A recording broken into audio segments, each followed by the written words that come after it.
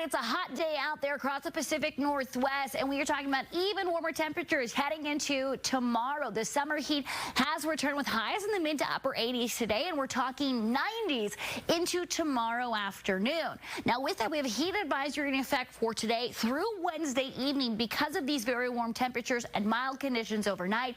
And we're also watching for high fire danger, hot and dry conditions, especially into our Wednesday. So let's take a look. That heat advisory in effect through this evening into tomorrow. Highs today have topped down the upper 80s, and tomorrow we're looking at more temperatures in the mid 90s, especially across the Puget Sound area, down through the South Sound, Hood Canal, all the way up north.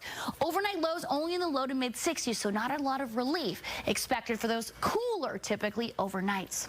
Now tomorrow, with the hot and dry conditions, we do have a red flag warning going into effect at 11 a.m. through Wednesday evening. This is for our Cascade region. Hot, dry, and unstable with those temperatures up into the mid 90s and relative humidities 15 to 25%.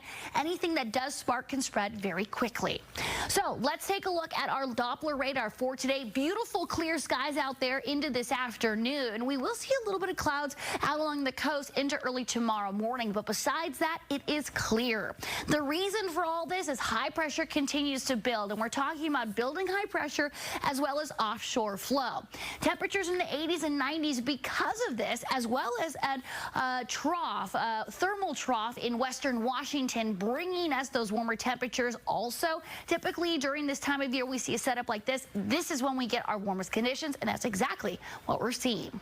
Futurecast through tonight, we are seeing those offshore winds into Wednesday morning. We see a few more clouds out along the coast into the afternoon time. The direction of the air starts to change. We start to see a little bit more onshore flow out along the coast, which will keep the coastal areas cooler, but we're still going to be very warm inland. We will see a few more clouds late Wednesday into our Thursday, but another round of sunny and dry conditions for the end of the week.